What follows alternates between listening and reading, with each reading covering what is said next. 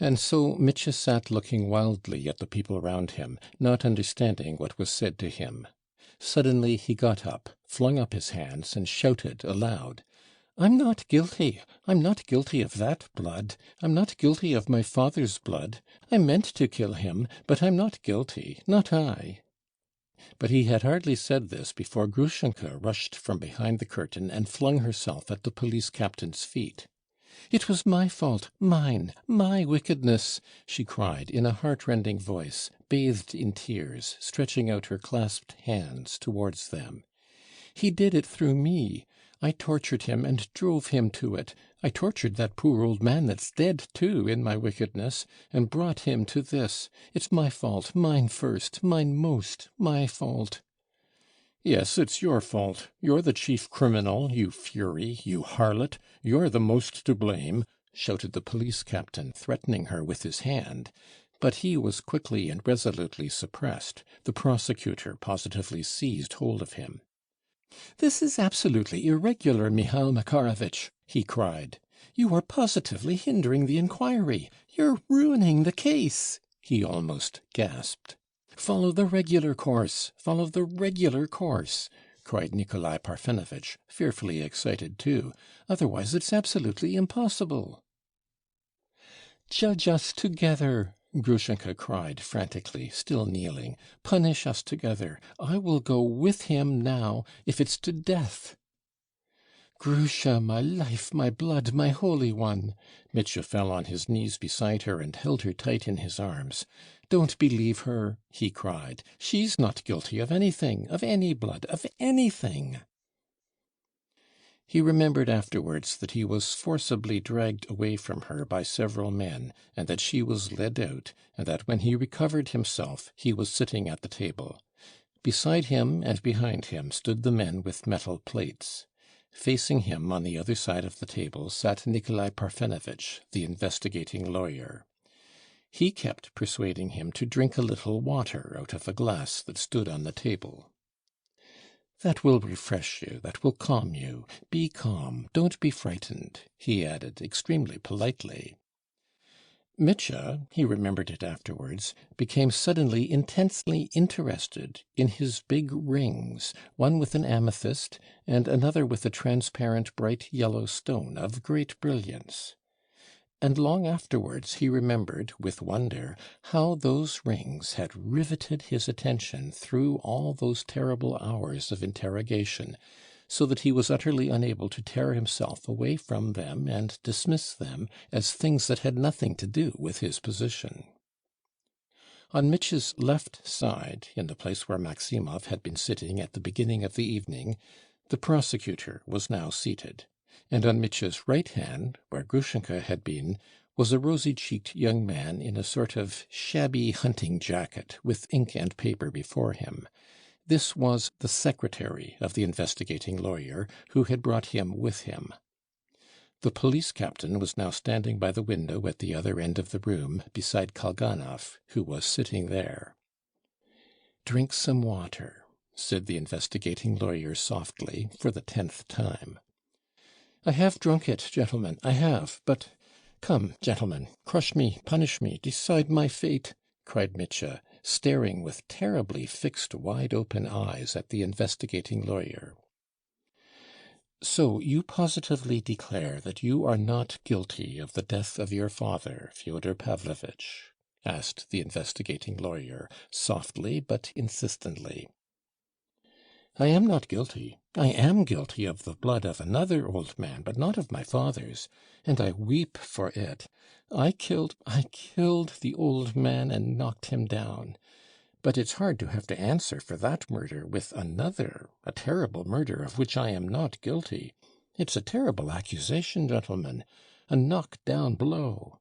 But who has killed my father? Who has killed him? Who can have killed him if I didn't? It's marvelous, extraordinary, impossible." "Yes, who can have killed him?"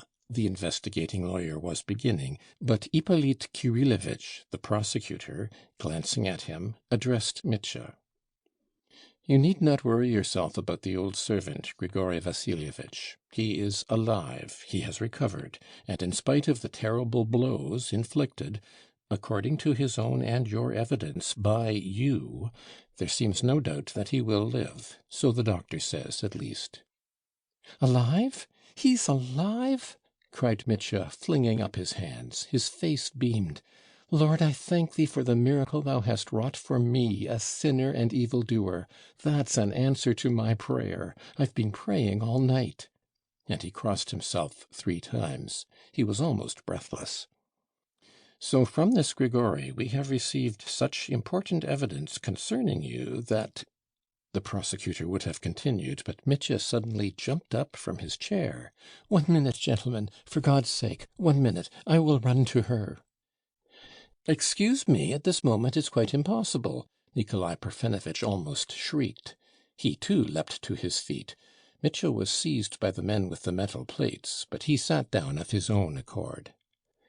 "Gentlemen, what a pity! I wanted to see her for 1 minute only. I wanted to tell her that it has been washed away, it has gone, that blood that was weighing on my heart all night, and that I am not a murderer now.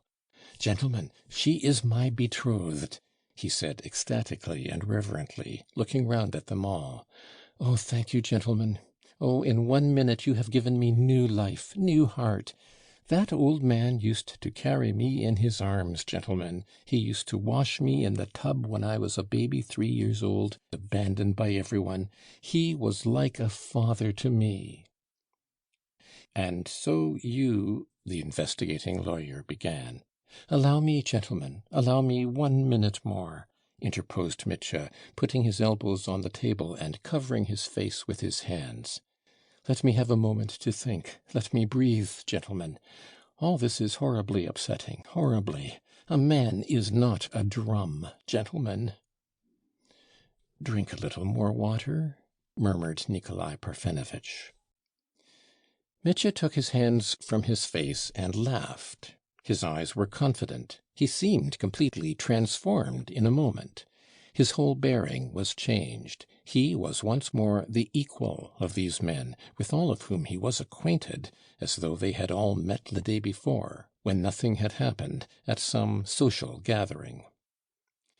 We may note in passing that on his first arrival Mitya had been made very welcome at the police captain's, but later, during the last month especially, Mitya had hardly called at all, and when the police captain met him, in the street for instance, Mitya noticed that he frowned and only bowed out of politeness. His acquaintance with the prosecutor was less intimate, though he sometimes paid his wife, a nervous and fanciful lady, visits of politeness, without quite knowing why, and she always received him graciously, and had, for some reason, taken an interest in him up to the last. He had not had time to get to know the investigating lawyer, though he had met him and talked to him twice, each time about the fair sex. "You're a most skilful lawyer, I see, Nikolai Parfenovitch," cried Mitya, laughing gaily. "But I can help you now. Oh, gentlemen, I feel like a new man, and don't be offended at my addressing you so simply and directly. I'm rather drunk, too, I'll tell you that frankly. I believe I've had the honor and pleasure of meeting you, Nikolai Parfenovitch, at my kinsman Musov's. Gentlemen, I don't pretend to be on equal terms with you. I understand, of course, in what character I am sitting before you. Oh, of course, there's a horrible suspicion hanging over me. If Grigory has given evidence, a horrible suspicion. It's awful, awful, I understand that. But to business, gentlemen. I am ready, and we will make an end of it in 1 moment. For listen, gentlemen. Since I know I'm innocent, we can put an end to it in a minute, can't we? Can't we?" Mitya spoke much, and quickly, nervously, and effusively, as though he positively took his listeners to be his best friends. "So, for the present, we will write that you absolutely deny the charge brought against you," said Nikolai Parfenovitch impressively, and bending down to the secretary, he dictated to him in an undertone what to write. "Write it down? You want to write that down? Well, Write it. I consent. I give my full consent, gentlemen. Only, do you see? Stay. Write this. Of disorderly conduct, I am guilty. Of violence on a poor old man, I am guilty. And there is something else at the bottom of my heart of which I am guilty too. But that you need not write down. He turned suddenly to the secretary. That's my personal life, gentlemen. That doesn't concern you. The bottom of my heart, that's to say. But of the murder of my old father, I'm not guilty. That's a wild idea. It's quite a wild idea. I will prove you that, and you'll be convinced directly. You will laugh, gentlemen. You'll laugh yourselves at your suspicion. Be calm, Dmitri Fyodorovitch, said the investigating lawyer, evidently trying to allay Mitya's excitement by his own composure. Before we go on with our inquiry, I should like, if you will consent to answer, to hear you confirm the statement that you disliked your father, Fyodor Pavlovitch, that you were involved in continual disputes with him. Here, at least a quarter of an hour ago, you exclaimed that you wanted to kill him. I didn't kill him, you said, but I wanted to kill him. Did I exclaim that? Ach, that may be so, gentlemen. Yes, unhappily, I did want to kill him. Many times I wanted to. Unhappily. You wanted to. Would you consent to explain what motives precisely led you to such a sentiment of hatred for your parent? What is there to explain, gentlemen? Mitya shrugged his shoulders sullenly, looking down. I have never concealed my feelings. All the town knows about it. Everyone knows in the tavern. Only lately I declared them in Father Zosima's cell. And the very same day, in the evening, I beat my father. I nearly killed him, and I swore I'd come again and kill him, before witnesses. Oh, 1,000 witnesses. I've been shouting it aloud for the last month. Anyone can tell you that. The fact stares you in the face. It speaks for itself. It cries aloud. But feelings, gentlemen, feelings are another matter. You see, gentlemen, Mitya frowned, it seems to me that about feelings you've no right to question me. I know that you are bound by your office, I quite understand that. But that's my affair, my private, intimate affair. Yet, since I haven't concealed my feelings in the past, in the tavern, for instance, I've talked to everyone, so I won't make a secret of it now. You see, I understand, gentlemen, that there are terrible facts against me in this business. I told everyone that I'd kill him, and now all of a sudden he's been killed. So it must have been me. I can make allowances for you, gentlemen. I can quite make allowances. I'm struck all of a heap myself, for who can have murdered him, if not I? That's what it comes to, isn't it? If not I, who can it be? Who? Gentlemen, I want to know. I insist on knowing, he exclaimed suddenly. Where was he murdered? How was he murdered? How and with what? Tell me, he asked quickly, looking at the two lawyers. We found him in his study, lying on his back on the floor, with his head battered in, said the prosecutor. That's horrible. Mitya shuddered, and, putting his elbows on the table, hid his face in his right hand. We will continue, interposed Nikolai Parfenovitch. So what was it that impelled you to this sentiment of hatred? You have asserted in public, I believe, that it was based upon jealousy? Well, yes, jealousy. And not only jealousy. Disputes about money? Yes, about money, too. There was a dispute about 3,000 roubles, I think, which you claimed as part of your inheritance. 3,000? More, cried Mitya hotly. More than 6,000, more than 10 perhaps. I told everyone so, shouted it at them.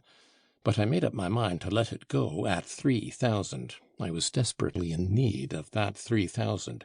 So the bundle of notes for 3,000 that I knew he kept under his pillow, ready for Grushenka, I considered as simply stolen from me. Yes, gentlemen, I looked upon it as mine, as my own property. The prosecutor looked significantly at the investigating lawyer, and had time to wink at him on the sly. "We will return to that subject later," said the lawyer promptly.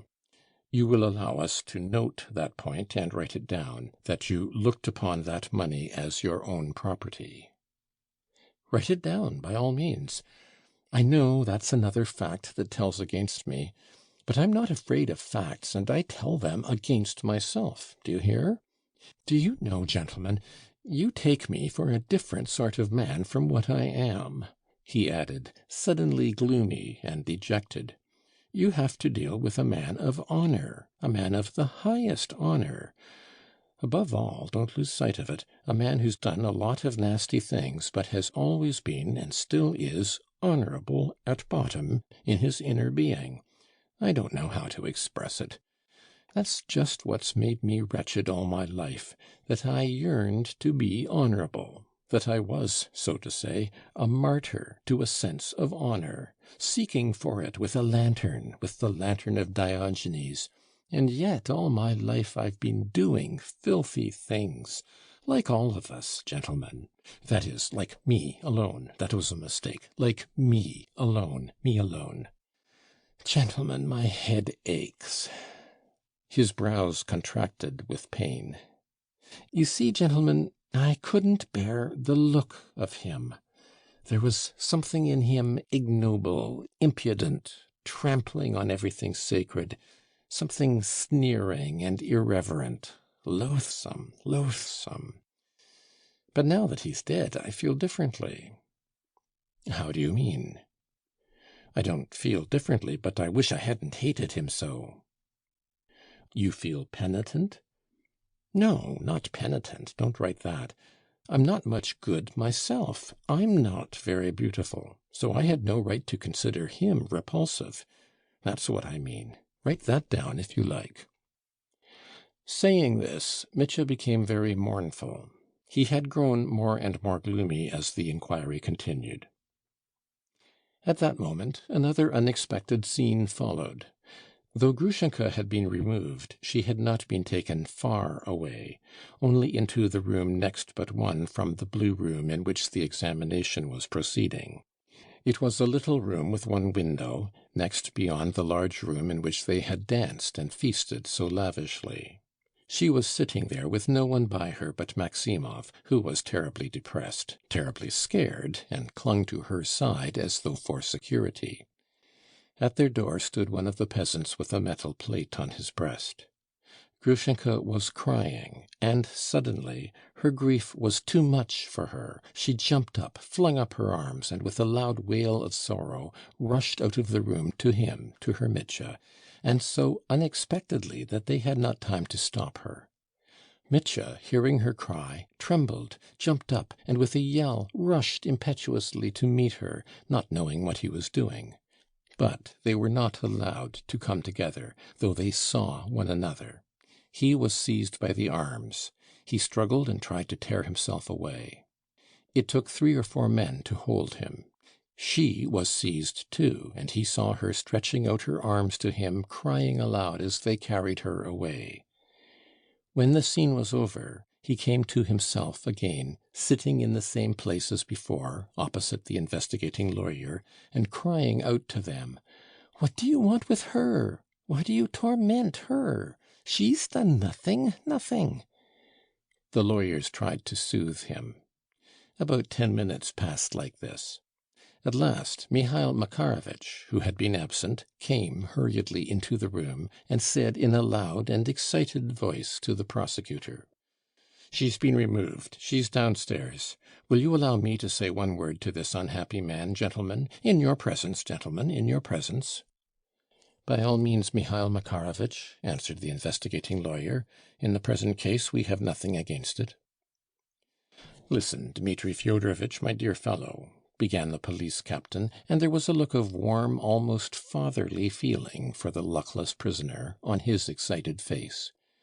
"I took your Agrafena Alexandrovna downstairs myself, and confided her to the care of the landlord's daughters, and that old fellow Maximov is with her all the time.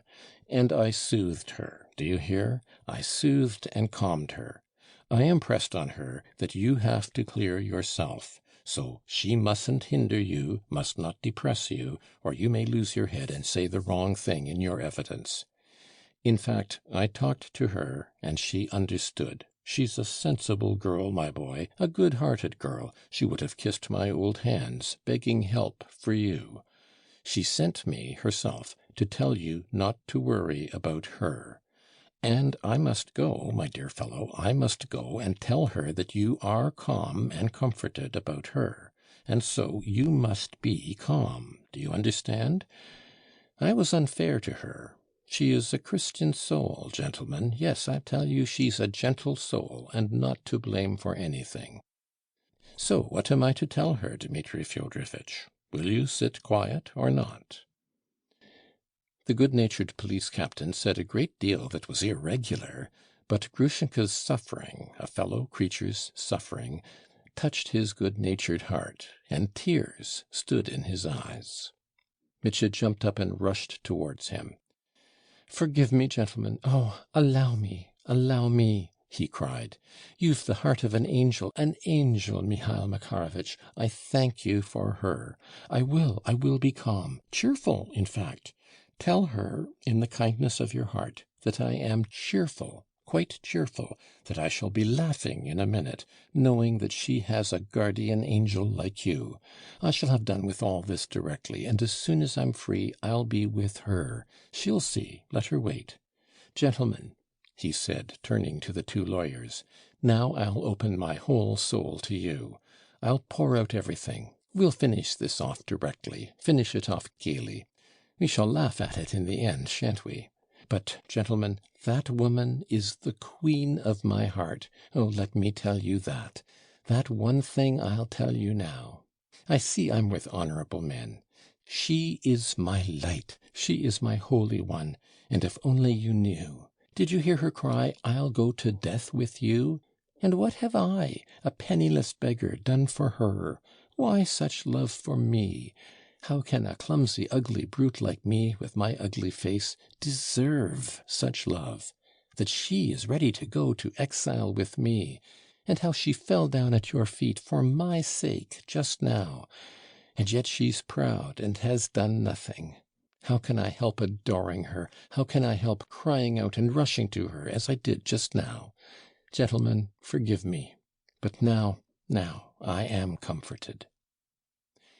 And he sank back in his chair, and covering his face with his hands, burst into tears, but they were happy tears. He recovered himself instantly. The old police captain seemed much pleased, and the lawyers also. They felt that the examination was passing into a new phase. When the police captain went out, Mitya was positively gay. "Now, gentlemen, I am at your disposal, entirely at your disposal. And if it were not for all these trivial details, we should understand one another in a minute. I'm at those details again. I'm at your disposal, gentlemen. But I declare that we must have mutual confidence, you in me and I in you, or there'll be no end to it. I speak in your interests. To business, gentlemen, to business, and don't rummage in my soul.